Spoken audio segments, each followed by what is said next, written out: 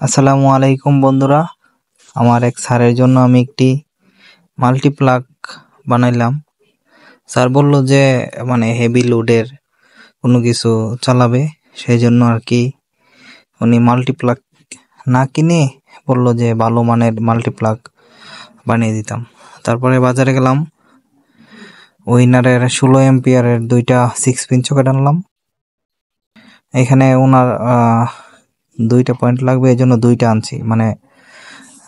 এটা একটা হইতেছে ডাবল গ্যাং বক্স, যদি কারো একটা লাগে তাহলে সিঙ্গেল গ্যাং বক্স, আর হইতেছে 6 পিন সকেট। এটাকে আমরা বলি 6 পিন সকেট, 16 এম্পিয়ার। উইনারের আনছি, উইনারটা খুবই ভালো একটা ব্র্যান্ড, 10 বছরের গ্যারান্টি আছে, এবং এটা 16 এম্পিয়ারের হয়। অনেকগুলা হয় 13 এম্পিয়ারের, 15 এম্পিয়ার হয়, 16 এম্পিয়ার পাওয়া যায়।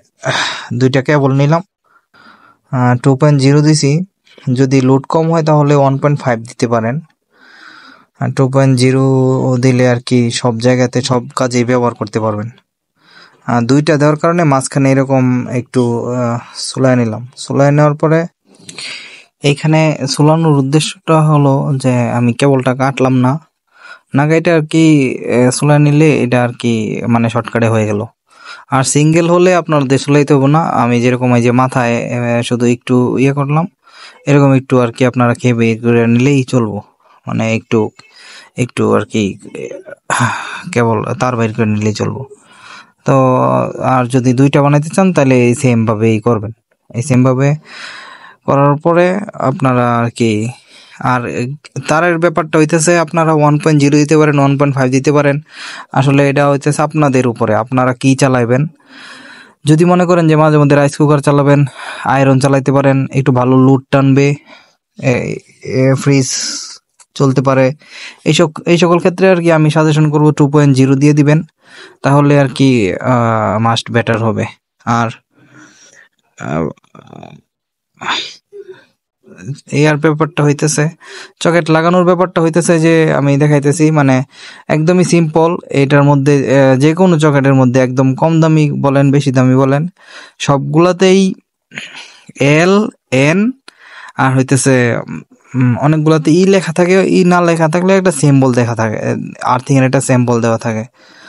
আর্থিং এর স্যাম্পলটা আমি স্ক্রিনে দেখাই দিছি, আপনারা দেখে নিলেই বুঝতে পারবেন। আর বাসা বাড়িতে সাধারণত আমরা আর্থিং লাগাই না, আর অনেক সময় অনেক ক্ষেত্রে অনেক লাগায়ও, অনেক বাসা বাড়িতে থাকে, ম্যাক্সিমাম বাসা বাড়িতেই মূলত আর্থিং থাকে না। ফেজ আর নিউট্রাল হলেই হয়ে যায়।